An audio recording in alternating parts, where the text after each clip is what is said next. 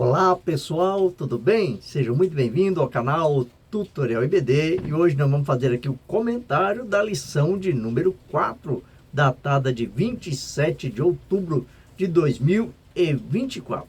Nesta lição a gente vamos aqui estar falando sobre as promessas de Deus, promessa e obediência. Olha aqui a capa da lição, que bacaninha, tá? E para iniciar aqui o comentário dessa lição, eu sempre sugiro que você faça a abertura da sua aula, fazendo perguntas para os seus alunos.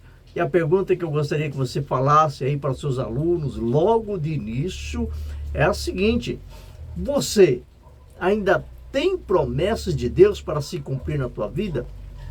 Você ainda está esperando alguma promessa de Deus que não se cumpriu? Pois saiba que a maioria das promessas de Deus, elas são condicionais para a nossa vida. O que isso quer dizer? Quer dizer que depende muito mais das nossas ações para que as promessas de Deus, elas venham se cumprir na minha e na tua vida. Está muito boa a lição de hoje, a lição desta semana, tá ok? Vamos lá então? Vem comigo. Começando pelo texto áureo, que está dizendo assim: se me amardes, guardareis os meus mandamentos. Está lá em João, capítulo 14, versículo 15. Bom, pessoal, para darmos início aqui a esta lição, pode trazer aí um pouco de polêmica, mas é uma lição tão quanto boa para nós. Falarmos das promessas de Deus, da obediência. Para nós, como que está a nossa obediência diante da palavra de Deus? Será que nós temos sido realmente pessoas, irmãos em Cristo, que estamos obedecendo fielmente a palavra de Deus?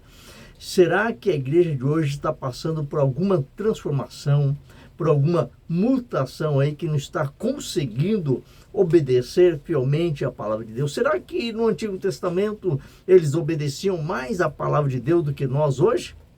Olha o que está dizendo aqui na nossa verdade prática. A obediência a Cristo demanda bênçãos espirituais que influenciam diversas áreas da vida. Quer dizer que as bênçãos de Deus, aquelas que são condicionais, elas vão influenciar em diversas áreas da nossa vida, tá? Na área conjugal, familiar, na área dos estudos, de você obter conhecimento, na área do trabalho, que é a área profissional, tá? A área vocacional. Então, em todas as áreas da nossa vida, você vai encontrar promessas de Deus. Uma ou talvez até várias promessas de Deus. Como nós vamos então lecionar, passar para os nossos alunos este conteúdo? Eu preparei aqui para nós, tá? Uma coisa que eu tenho bem aqui interessante, importante. Separei o Salmo de número 37. Por que o Salmo de número 37? Porque neste Salmo tem muitas bênçãos de Deus ali, que são bênçãos condicionais. Ou seja, Deus está dizendo, se você fizer tal coisa, você vai alcançar as bênçãos de Deus para a tua vida. Então, eu sugiro que você pode aí levar para os seus alunos uma imagem, tá? É muito bom os seus alunos visualizar sempre alguma coisa. Então, suponhamos que em uma mão eu tenho uma balança, certo? E nessa balança estão aqui as promessas de Deus. E na outra mão, também significando aqui uma balança, que seriam a obediência humana, tá? Então, as promessas de Deus estão numa balança elevada, tá? E a obediência humana está em uma outra balança, só que mais abaixo, para que este peso aqui, tá, possa subir e alcançar as promessas que estão mais aqui na altura. Eu preciso que esta balança que está na desobediência, ela começa a obedecer a palavra de Deus. A partir do momento que nós estamos aqui obedecendo a palavra de Deus, esta balança ela começa a subir a ponto de equiparar a outra, né, o outro peso da balança, para equiparar e começar a usufruir das bênçãos de Deus que está aqui. Então, pois como um homem é um ser, né, totalmente decaído aí da graça de Deus, ele precisa voltar à comunhão, voltar à obediência, para que possa subir e começar a usufruir das bênçãos de Deus. Então, nesta simbologia, que a gente possa mostrar para os nossos alunos, então, como que funciona e por que nós não recebemos, muitas das vezes, as bênçãos de Deus. Porque a balança da desobediência ou a balança da obediência, ela está lá embaixo. E a balança, o peso da bênção, está num patamar tão elevado que às vezes nós não conseguimos, né, equiparar e tomar posse das bênçãos de Deus.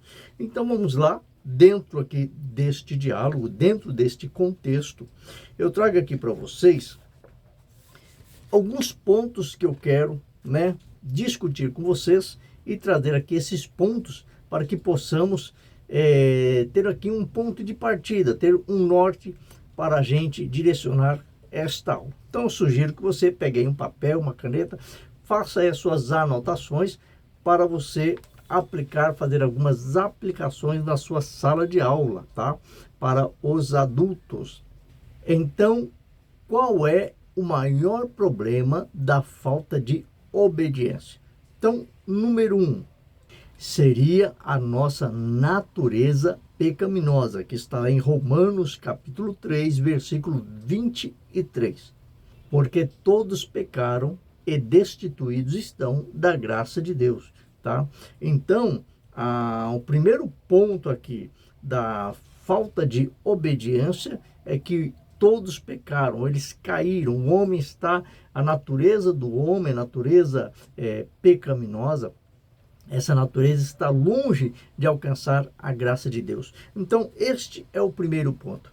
E o segundo ponto, tá? Porque qual é o problema da falta de obediência? Então, o segundo ponto que eu coloco aqui é a questão da falta do conhecimento. Porque Deus diz na sua palavra, né, que por falta de conhecimento o meu povo está sendo destruído. Então, a falta de obediência está também na falta de conhecimento da palavra de Deus. Então, quer dizer que quanto mais eu me aprofundo no conhecer a palavra de Deus e saber, né, o que Deus tem para a minha vida, então quer dizer que eu começo a me aproximar mais de Deus e começo a obedecê-la à medida que eu vou adquirindo conhecimento. Outra coisa também que eu trago aqui é sobre, no terceiro ponto, né? Vai falar sobre a influência do mundo. Então, quer dizer que a influência do mundo acaba trazendo também para a minha vida uma falta de obediência. Ou seja, aquela pessoa que está tão envolvida, influenciada com as coisas do mundo, ela acaba se distanciando, às vezes até sem querer, ou que nem nós lemos aqui, por falta de conhecimento da palavra de Deus, influenciada com as coisas do mundo, ela começa a desobedecer deliberadamente até a palavra de Deus. Ela não consegue se manter firme.